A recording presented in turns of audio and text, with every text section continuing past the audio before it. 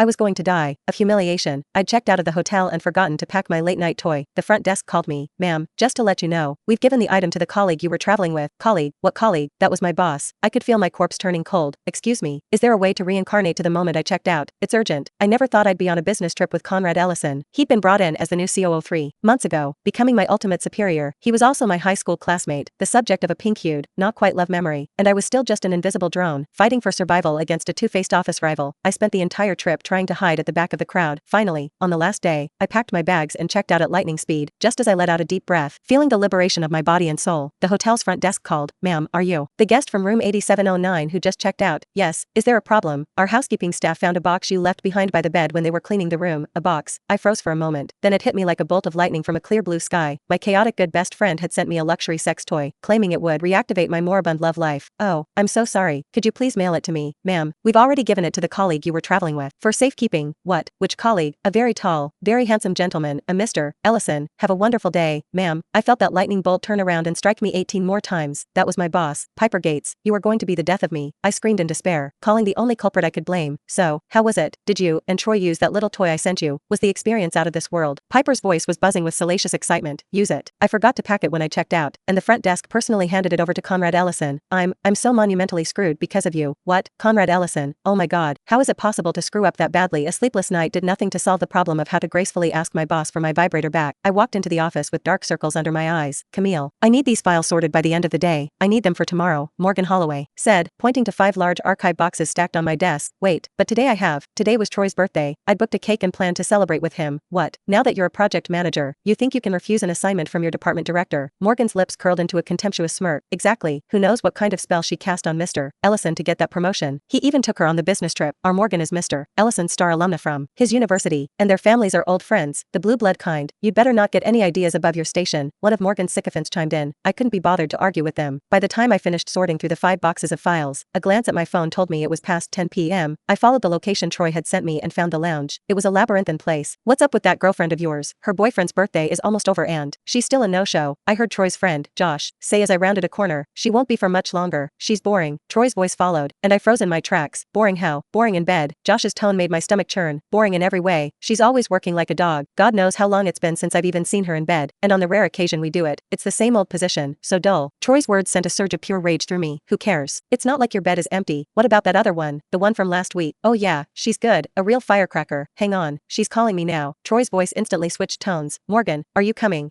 You can't make it. That's a shame. I was really hoping to see you. Hey now, don't say that. I'm single. Totally single. Of course, if you were interested, I could be unsingle in a heartbeat. I stepped out from the corner and slammed the cake I was holding right into Troy's face. Troy stood there, stunned into silence. Josh immediately lunged toward me, his face contorted in anger, his hand reaching to grab my collar. Smack. His hand was slapped away, followed swiftly by a fist connecting with his jaw. I whipped my head around to see Conrad Ellison. His face was calm, but his eyes were radiating pure menace. Mr. Ellison. Troy, his face covered in frosting, still managed to recognize him. He quickly pulled Josh away. I'm so sorry, Mr. Ellison. I apologize for the scene. Let's go. Conrad ignored Troy completely. He took my hand and led me toward the exit. My mind was a chaotic swirl of anger, confusion, and shock. All I could hear from behind was the commotion from the lounge and a string of curses. Conrad held my hand the entire way out, finally opening a car door and nudging me inside. Your boyfriend? He asked, breaking my daze. Not anymore, I said, taking a deep breath. You heard all of that, didn't you? I was on roughly the same timeline as you, Conrad said with a slight smile. Damn it, why does my humiliation in front of him have no end? You still have terrible taste in men. If you don't know how to make conversation, you can just shut up. You're right, I'm blind. I must be blind to have fallen for a scumbag like that. I even helped him get his job at the company. I'm truly useless at everything except for being a terrible judge of character. I meant to have a meltdown, but I didn't expect tears to start streaming down my face. Troy was a younger student from my university. When he pursued me, he was the epitome of a warm, caring guy. We dated for 2 years, and then things became bland. He started making passive-aggressive comments, criticizing me. My life had no excitement. I was too controlling. He couldn't tell if I was his girlfriend or his mother, and I was passionless in bed, just going through the motions. It was for this reason that Piper had passionately ordered that couple's interactive late-night toy for me.